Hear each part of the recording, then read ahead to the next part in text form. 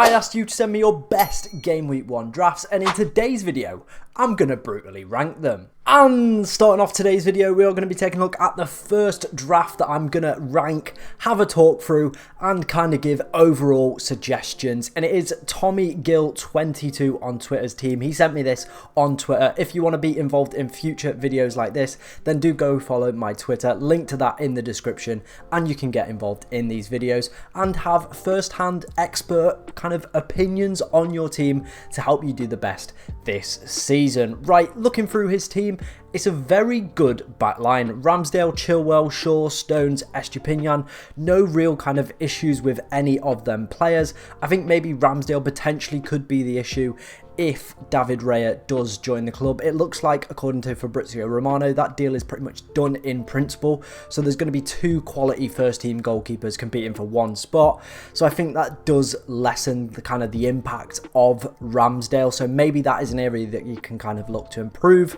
But obviously that is dependent on transfers. If Raya joins, I would be looking not to have Ramsdale in my team.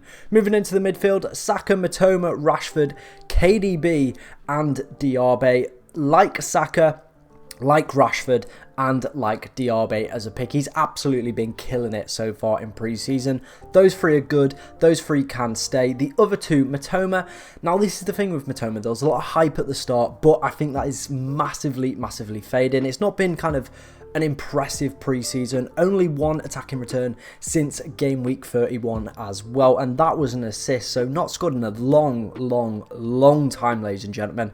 And he's at a super high ownership, so when those free fixtures are over, or if he doesn't play or doesn't get any attacking returns and people shift off him very quickly, you are going to have a player who is going to decrease in price like that. So for me, personally, I'm moving towards Mitoma being a void. The guy who played in the other preseason friendly as well, added something. Anyway, he has come back off on loan. He was on loan at... What was he on loan at? He was at Saint something in Belgium, where he got 20 goal contributions over there last season. Plays in a similar position to Mitoma as well, so there's going to be a lot of quality already that was already in the mix beforehand. Now another player thrown in there as well, just for that little bit of extra spice. I think for that reason, Mitoma is now slightly becoming an avoid for me. KDB, not 100% sure on what role he's going to be playing, and I think that money can be better utilised. I'd rather go for a Foden or a Grealish, save that extra money, build out this team a little bit more, build that midfield. You could massively upgrade Mitoma, get yourself a second forward like a Jesus, an Nkunku, one of these other players who's going to get you more points. Quickly running through his bench, Henry, like as a pick, good fixtures after game week 2, solid 4.5 defender with potential for attacking returns. Vinicius as a potential differential shout, sorry.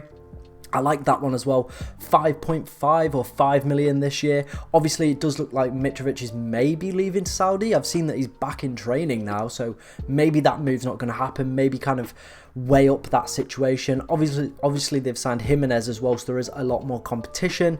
Plus, I think he's a bit of a poo striker, but for 5.5, you're not too fussed. And then McAtee, I don't really know too much about. I'm guessing he's just a 4.5 million player, so, you know, there's not really any issues with there. So overall, I think I'm going to give this draft I'm going to give it a 5 out of 10. I think if you take KDB out and Mitoma out and replace them and utilise the funds better, this draft could easily become a 9, 10. Very easy. Just a few quick fixes will massively improve this draft. Our next draft has been sent in by Rackety, and again, I'm seeing some very interesting players here that I don't usually talk about on this channel, so I'm really liking doing this video. We're seeing a lot of differential kind of players that people are potentially thinking about having in the teams, and some that you definitely shouldn't be having in your teams. Looking at that back line, I think it's strong, but you can make it even better. First of all, get rid of Ederson. He is not value for money at 5.5. Yes, City's fixtures are great, but he doesn't pick up save points or any kind of bonus points for that reason. Save the extra 0.5 and maybe go for like an Onana, or drop him down to a 4.5. Johnson, Flecken, Steele or Verbergen are probably the best 4.5s that you're potentially going to get this year. So I think do that. You could get yourself an extra million and improve this team further. Reece James as well, obviously big injury concern for him. The fixtures for Chelsea are really good after game week 2, but personally I prefer Chilwell over Reece James, just kind of looking at the pre-season fixtures and the way the kind of the positioning of the two works and injury record as well. So I would potentially go for that. The rest of the defenders I have absolutely no issues with, very template and happy to have them. Moving into the midfield, Bernardo, Luis Diaz, Bruno Fernandes and Rashford, the double United midfield. I've seen that in a few drafts and I don't mind it. I prefer to go one or the other. Don't kind of want to go for both. I'd go for one or the other, but I don't really mind it. Luis Diaz is a very nice pick. I think he's going to own that left-hand side for Liverpool. And at 7.5 million, there's loads of other players around that price point that you can easily pivot to. Bernardo is the one that I would be looking to get rid of this team. At 6.5 million, yes, City's fixtures are good, but he's just not a solid FPL pick unless he turns into like prime Gundogan and starts picking up attacking returns. He's just not worth it. The rotation risk, the price, he does not get kind of value for money or enough points to warrant being in anybody's team. So replace him if you are watching this video, Rackety. Moving into the front line, Wilson as well for me is a player that I would be looking to replace with a Jesus. Obviously you don't have any Arsenal attackers within this side or defenders for that point. You need to at least have 2 Arsenal players with their good fixtures at the start of the season for me. 2 essential, free and optional, but I would be leaning towards more going for free. So, you know, Jesus to Wilson makes complete sense for that one.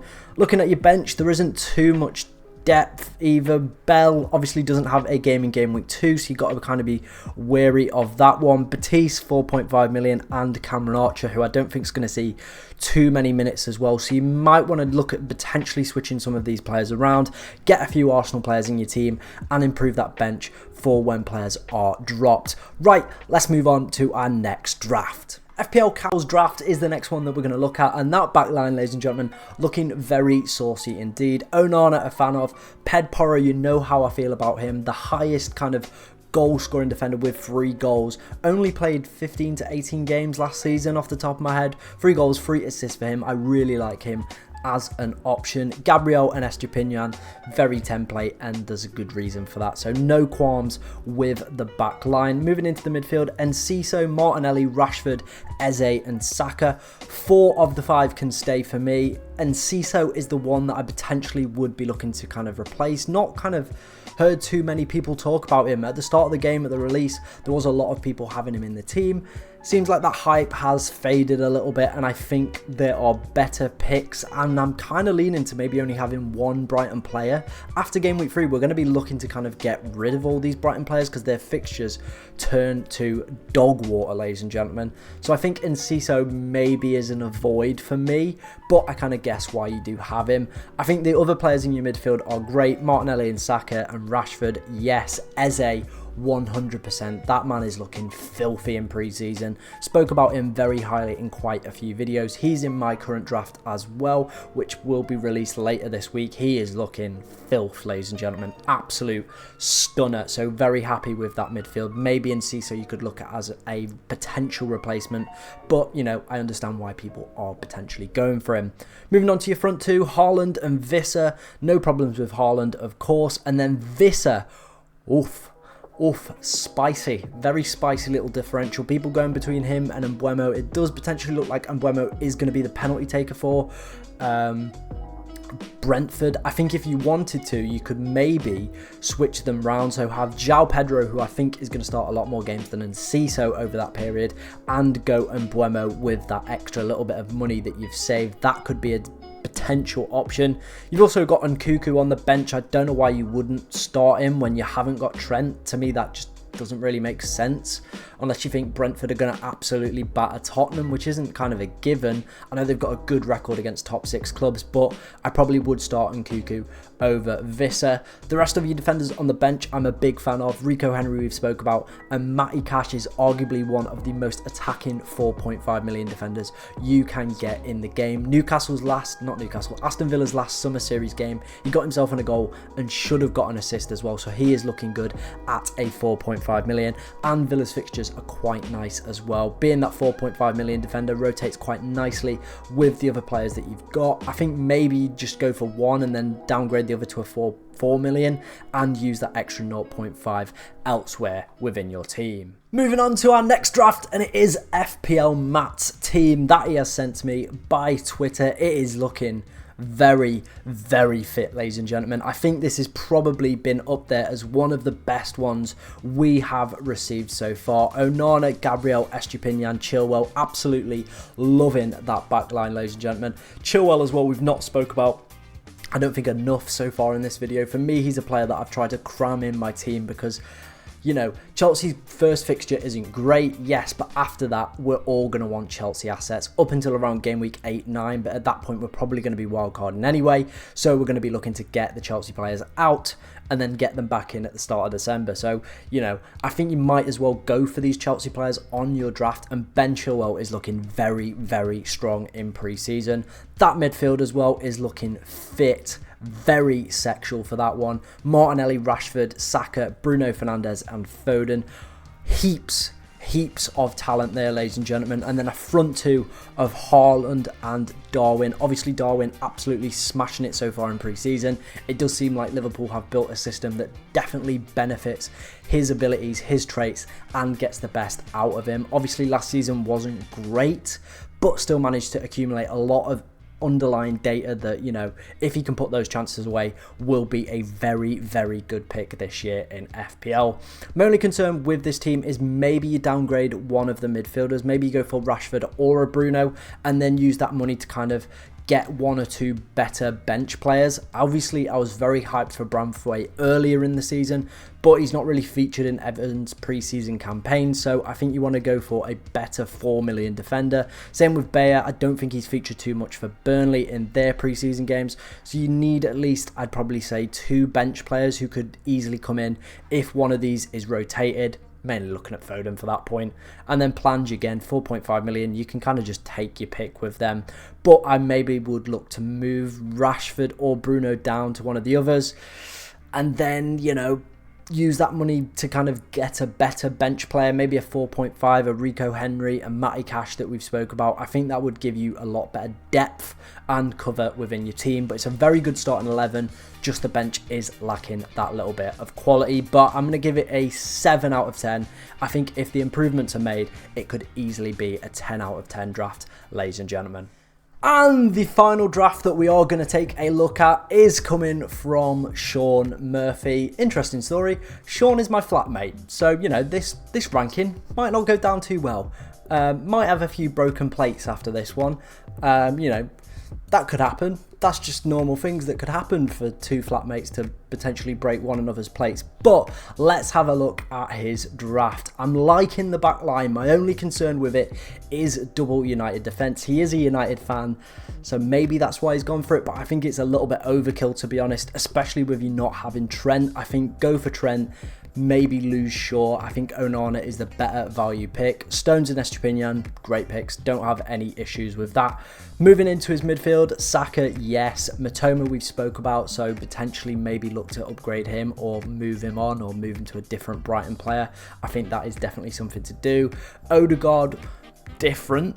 Very different. Obviously was immense last season, but did overperform his XG and XA. And what role is he going to be playing in this kind of newish Arsenal midfield? Is he going to be a little bit deeper back? Is he going to be able to kind of put the same numbers up with Champions League football this season? Probably not. So, you know, but I can understand why you've gone for him. Good fixtures, so I don't kind of hate it, but I think there are better options. Bruno Fernandes, yep. Seal of approval from me. And then Lucas Paqueta captain.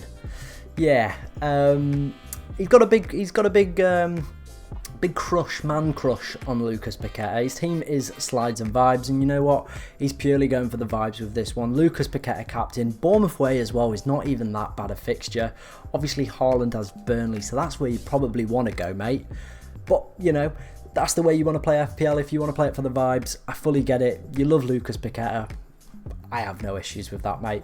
Moving on to his front two, Haaland and Jesus, very template, and, you know, again, no issues with those two. Moving on to his bench, Ben Chilwell, very strong pick. We've spoke about Bell, and I'm guessing Sameo is a 4.5 million team. That is a very, very strong draft. I didn't think he had the capabilities, to be honest, to build such a good team. I think the only kind of changes that I would make are get rid of one of Shaw or Onana, don't go for the double United defence, and then maybe look to move Matoma on, go for a different player around that 6.5. There's some really good ones emerging, and Buemo, Eze, I think they're the better picks over Matoma for me. But yeah, that is a very, very strong draft, mate. I'm gonna give you a 7. I'm gonna give you a 7. You make 1 or 2 changes, easily could be a 10. But yeah, a very, very good draft there from my flatmate Sean. It's almost like he listens to all my advice I give him, which is very nice indeed. If you did enjoy today's video, ladies and gentlemen, please be sure to like, comment and subscribe, as we are trying to hit 1,500 by the end, not the end of the season or the end of the month. It's kind of before the kickoff, and we're also trying to hit 2,500 by the end of August. If we do that, I will be wearing a Chesterfield shirt on a live stream, who are Mansfield's, that kit there, biggest rivals. So yeah, if you want to see me do that and be in physical pain for about an hour and a half, then do that. Hit the subscribe button. But thank you very much for watching, ladies and gentlemen. You are amazing as always, and enjoy the rest of your day.